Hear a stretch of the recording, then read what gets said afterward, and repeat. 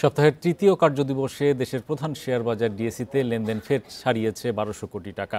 তবে লেনদেন বাড়লেও ডিএসইর প্রধান সূচক কমেছে ৬.৫ পয়েন্টের বেশি। এ সময় শেয়ার দর হারিয়েছে ৫৪ ভাগ প্রতিষ্ঠান। অন্যদিকে চট্টগ্রাম স্টক এক্সচেঞ্জের সার্বিক সূচক বেড়েছে ১৫.৭৩ পয়েন্টের বেশি। মঙ্গলবার দিনের শুরুতে ইতিবাচক ছিল ঢাকার শেয়ার বাজার। লেনদেন শুরুর প্রথম ২০ মিনিটে প্রধান সূচক বাড়ে প্রায় ৫২ পয়েন্ট। তবে বেলা বাড়ার সঙ্গে সঙ্গে শুরু হয় সূচকের উত্থান পতন। দিন শেষে ডিএসইএক্স সূচক কমেছে ৬.৫৬ পয়েন্ট, অবস্থান ৫,৪৪৮ পয়েন্টে। ডিএসইতে আজ লেনদেন হয়েছে ১,২৪৭ কোটি ৬৮ লাখ টাকা।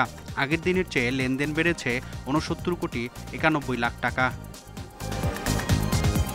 হাত বদলে অংশ নেয়া ৩৯৭টি কোম্পানি ও মিউচুয়াল ফান্ডের মধ্যে দর বেড়েছে ১৩৭টি প্রতিষ্ঠানের শেয়ারের, কমেছে ২১৫টি এবং অপরিবর্তিত ৪৫টি প্রতিষ্ঠানের শেয়ার দর।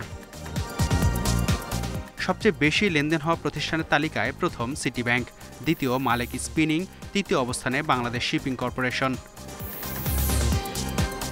শতাংশের দিক থেকে দরবৃদ্ধির তালিকায় প্রথম এনার্জি প্যাক, ন্যাশনাল পলিমার দ্বিতীয়, তৃতীয় ট্রাস্ট ইসলামী লাইফ ইন্স্যুরেন্স। অন্যদিকে চট্টগ্রাম স্টক এক্সচেঞ্জে সার্বিক সূচক ১৫.৭৩ পয়েন্ট বেড়ে অবস্থান করছে ১৫,২৪৩ পয়েন্টে।